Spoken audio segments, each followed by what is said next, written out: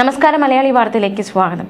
2 വർഷത്തോളം നീണ്ടുനിന്ന യുദ്ധം. ഈ ഹമാസിന്റെ പക്കലും ഇസ്രായേലിന്റെ പക്കലും ബന്ദികളുണ്ടായിരുന്നു. ഇരു കൂട്ടരുടെയും ഈ ബന്ദികൾ അവരുടെ വീടുകളിലേക്ക് തിരിച്ചെത്തുന്നു, ഉറ്റവരെ കാണുന്നു, ആശ്ലേഷിക്കുന്നു, സന്തോഷം പങ്കുവയ്ക്കുന്നു. ഈ കാഴ്ചകളൊക്കെ നമുക്ക് വളരെയധികം സന്തോഷം നിറയ്ക്കുന്നത് തന്നെയായിരുന്നു. പക്ഷേ തിരിച്ചയച്ച മൃതദേഹങ്ങളിൽ കണ്ട കാഴ്ച വളരെ വേദനാജനകവും ഭയാനകവുമാണ് എന്ന വിവരമാണ് പുറത്തു വരുന്നത്.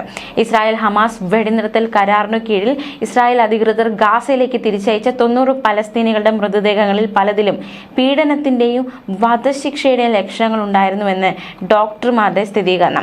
കണ്ണ് കെട്ടിയതും കൈകൾ കെട്ടിയതും തലയിൽ വെടിയേറ്റതുമായ മുറിവുകൾ എന്നിവ ഇതിൽ ഉൾപ്പെടുന്നുണ്ടെന്നാണ് ഖാൻ യൂനിസിലെ നാസർ ആശുപത്രിയിലെ ഡോക്ടർമാരുടെ വിശദീകരണം. അമേരിക്കയുടെ മധ്യസ്ഥതയിലുള്ള വെടിനിർത്തൽ ധാരണയുടെ ഭാഗമായി യുദ്ധത്തിനിടെ മരിച്ച ചില ബന്ദികളുടെ മൃതദേഹങ്ങൾ ഹമാസ് ഇസ്രായേലിന് കൈമാറിയിരുന്നു. പോരാട്ടത്തിൽ കൊല്ലപ്പെട്ട 45 പലസ്തീനികളുടെ മൃതദേഹങ്ങളാണ് ഇസ്രായേൽ കൈമാറിയത്. International committee of red cross വഴിയായിരുന്നു ഈ കൈമാറ്റം. മിക്കവാറും എല്ലാവരുടെയും കണ്ണുകൾ കെട്ടിയിരിക്കുന്ന അവസ്ഥയിലായിരുന്നു, ബന്ധിക്കപ്പെട്ട അവസ്ഥയിലായിരുന്നു, കണ്ണുകൾക്കിടയിൽ വെടിയേൽക്കുന്ന സാഹചര്യമായിരുന്നു.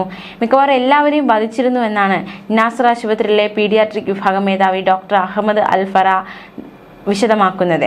കൊല്ലപ്പെടുന്നതിന് മുമ്പ് അവരെ മർദ്ദിച്ചതായി കാണിക്കുന്ന പാടുകൾ, ചർമ്മത്തിന്റെ നിറം മങ്ങിയ പാടുകൾ ഒക്കെ മൃതദേഹങ്ങളിൽ കണ്ടെത്താൻ സാധിച്ചു എന്നതും ഏറ്റവും ശ്രദ്ധേയം, വേദനാജനകം.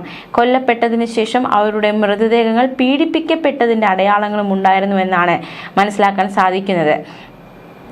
തിരിച്ചറിയൽ രേഖകളില്ലാതെയാണ് ഇസ്രായേലി അധികൃതർ മൃതദേഹങ്ങൾ കൈമാറിയതെന്നും 2 വർഷത്തെ യുദ്ധത്തിൽ കനത്ത ബോംബാക്രമണം നടന്ന ഗാസയിലെ ആശുപത്രികൾക്ക് DNA വിശകലനം നടത്താൻ യാതൊരു മാർഗവുമില്ല എന്നും ഫറ കൂട്ടിച്ചേർക്കുകയുണ്ടായി.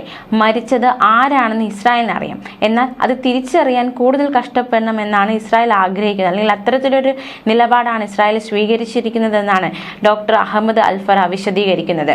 എന്തായാലും മൃതദേഹങ്ങൾ അത് വളരെയധികം ഭീതിതമാണ് എന്ന് തന്നെയാണ് മനസ്സിലാക്കാൻ സാധിക്കുന്നത്.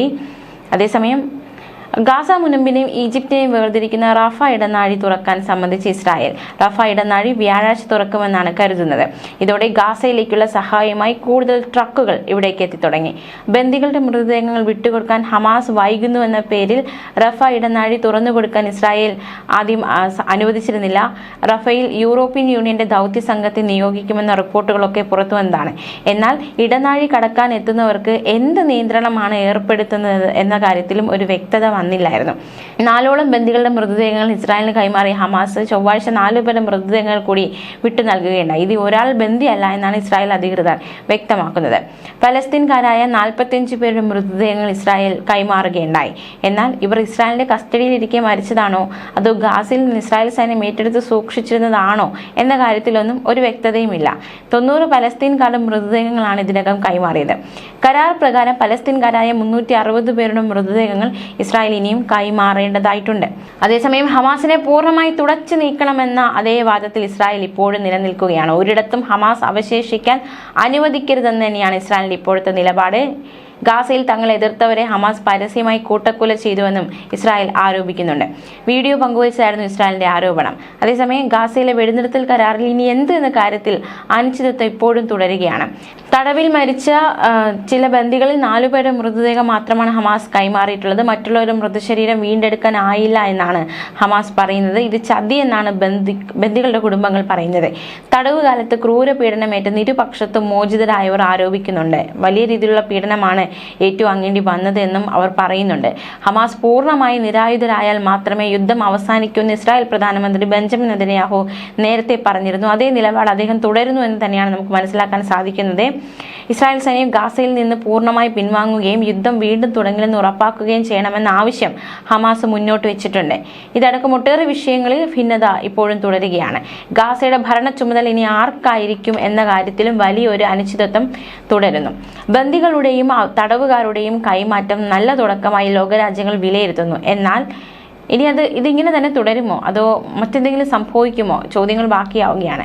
2ാം ഘട്ട ചർച്ചകൾ തുടങ്ങിക്കഴിഞ്ഞുവെന്ന് അമേരിക്കൻ പ്രസിഡന്റ് ഡൊണാൾഡ് ട്രംപ് വ്യക്തമാക്കുകയുണ്ടായി. ഇസ്രായേലുമായുള്ള ബന്ദി കൈമാറ്റ കരാർ പ്രകാരം മോചിതരാകുന്ന പലസ്തീൻ തടവുകാരെ മറ്റൊരു രാജ്യത്തേക്ക് മാറ്റാൻ ഇസ്രായേൽ പദ്ധതിയിടുന്നുവെന്ന റിപ്പോർട്ടുകൾ ഇതിനോടകം പുറത്തു വന്നിട്ടുണ്ട്. അതായത് പലസ്തീൻ തടവുകാരിൽ കുറഞ്ഞത് 154 പേർ ഇസ്രായേൽ നാട് കടത്തുമെന്ന് പലസ്തീൻ തടവുകാരുടെ മീഡിയ ഓഫീസ് അറിയിച്ചിട്ടുണ്ട്. വെടിനിർത്തലിന്റെ ഭാഗമായി ഹമാസിന്റെ കൈവശമുള്ള 20 ജീവനുള്ള ബന്ദികളെ മോചിപ്പിച്ചിരുന്നു. 1900 പലസ്തീൻ തടവുകാരെ മോചിപ്പിച്ചതായി ഇസ്രായേലും വ്യക്തമാക്കുകയുണ്ടായി. ഏറെക്കാലം കാത്തിരുന്ന സ്വാതന്ത്ര്യം ദുഃഖകരമായെന്നാണ് തടവുകാരുടെ കുടുംബം പറഞ്ഞത്. മോചിതരായ പലസ്തീനികളെ എവിടേക്കാണ് അയക്കുമെന്നതിൽ ഇതുവരെ ഒരു വ്യക്തത വന്നിട്ടില്ല. അതിനിടയിൽ അമേരിക്കൻ പ്രസിഡന്റ് ഡൊണാൾഡ് ട്രംപിന്റെ ഒരു മുന്നറിയിപ്പ് കൂടി വരുന്നുണ്ട്. ഹമാസ് വെടിനിർത്തൽ ധാരണ ലംഘിച്ചാൽ പോരാട്ടം വീണ്ടും തുടങ്ങാൻ ഇസ്രായേലിന് അനുമതി നൽകുന്നത് പരിഗണിക്കുമെന്ന് US പ്രസിഡന്റ് ഡൊണാൾഡ് ട്രംപ്. താനൊരു വാക്കു പറഞ്ഞാൽ ഇസ്രായേൽ സൈന്യം വീണ്ടും ഗാസ തെരുവുകളിൽ എത്തുമെന്ന് അദ്ദേഹം പറഞ്ഞു. ഹമാസ് നിരായുധീകരണം നടപ്പിലാക്കണം, അതിന് ഇസ്രായേലിന് എല്ലാ പിന്തുണയും നൽകും. ഹമാസിനെ ആയുധമുക്തമാക്കാൻ US സൈന്യത്തിന്റെ ആവശ്യമില്ല എന്നും ട്രംപ് വ്യക്തമാക്കി. ആയുധം അടിയറ വയ്ക്കാൻ ഹമാസ് തയ്യാറായില്ലെങ്കിൽ ഇനി എന്ത് വേണമെന്ന് താൻ ആലോചിക്കും. എന്തായാലും 13-ാം തീയതിയാണ് ഗാസ സമാധാന കരാറിൽ ഒപ്പിട്ടത്. അതോടെയാണ് 2 വർഷമായി തുടരുന്ന യുദ്ധത്തിന് അവസാനം കുറിച്ചത്. ഡൊണാൾഡ് ട്രംപിന്റെ ഈജിപ്തിലെ ഷാമൽ ഷെയ്ഖിലിന്റെയും ഈജിപ്ത് പ്രസിഡന്റ് അബ്ദുൽ ഫത്താഹ് അൽ സിസിയുടെയും അധ്യക്ഷതയിൽ ചേർന്ന ലോക നേതാക്കൾ പങ്കെടുത്ത ഉച്ചകോടിയിലാണ് സമാധാന കരാർ ഒപ്പിട്ടത്. കരാർ പ്രകാരം ഇസ്രായേൽ സൈന്യം പിൻവാങ്ങിയതോടെ ഗാസയിൽ ഹമാസ് വീണ്ടും പിടിമുറുക്കിയിരിക്കുന്നു എന്ന വിവരങ്ങൾ വരുന്നുണ്ട്. എന്നാലും വിമത വിഭാഗത്തിൽപ്പെട്ട 7 പേരെ തെരുവിൽ പരസ്യമായി ഹമാസ് വെടിവെച്ച് വീഴ്ത്തിയെന്നതടക്കമുള്ള റിപ്പോർട്ടുകളൊക്കെ പുറത്തു വരുന്നുണ്ട്. ഇതിന് പിന്നാലെയാണ് ഹമാസ് നിരായുധീകരണം നടപ്പാക്കണമെന്ന ആവശ്യം ശക്തമാകുന്നത്. അതേസമയം കരാർ പ്രകാരം മുഴുവൻ ബന്ദികളുടെ മൃതദേഹം വിട്ടുകിട്ടിയില്ലെങ്കിൽ വെറുതെ ഇരിക്കില്ലെന്ന് ഇസ്രായേൽ പ്രധാനമന്ത്രിയുടെ മുന്നറിയിപ്പ് കൂടി ഹമാസിന് മുന്നിലേക്കുണ്ട്. ബന്ദികളുടെ മൃതദേഹങ്ങൾ കൈമാറാൻ ശ്രമം തുടരുമെന്നാണ് ഹമാസ് വ്യക്തമാക്കുന്നത്. ബന്ദികളുടെ മൃതദേഹങ്ങൾ കണ്ടെത്താനും വീണ്ടെടുക്കാനും ഏതാനും പ്രായോഗിക ബുദ്ധിമുട്ടുകളുണ്ട്. വൈകാതെ കരാർ ലക്ഷ്യം പൂർത്തീകരിക്കാൻ സാധിക്കുമെന്നാണ് ഹമാസിന്റെ വിശ്വാസം. എന്തായാലും ഇസ്രായേൽ കൈമാറിയ മൃതദേഹങ്ങൾ പലതും വികൃതമാക്കപ്പെട്ട നിലയിലായിരുന്നുവെന്ന് ഗാസയിലെ ഫോറൻസിക് വിഭാഗം വ്യക്തമാക്കുന്നു. പല മൃതദേഹങ്ങളുടെ കൈകൾ പിന്നിലേക്ക് ബന്ധിച്ച നിലയിലായിരുന്നു. മൃതദേഹങ്ങൾ പലതിലും വെടിയേറ്റിട്ടുണ്ട്. അതേസമയം കരാർ ഇസ്രായേൽ ലംഘിക്കുന്നു എന്ന ഒരു ആരോപണം കൂടി ശക്തമാകുന്നുണ്ട്. അത് കരാർ ലംഘിച്ച് ഇസ്രായേൽ സൈന്യം കഴിഞ്ഞ ദിവസവും ഗാസയിൽ ആക്രമണം നടത്തിയെന്ന വിവരമാണ് പുറത്തു വരുന്നത്. മാത്രമല്ല ഗാസയിലേക്കുള്ള സഹായ വിതരണത്തിന് മേൽ ഇസ്രായേൽ നിയന്ത്രണം തുടരുകയാണ്. ഭക്ഷണം, ഇന്ധനം, മെഡിക്കൽ സാധനങ്ങൾ എന്നിവയുമായി എത്തിയ 300 ട്രക്കുകൾ മാത്രമാണ് ഗാസയിലേക്ക് അനുവദിച്ചത്.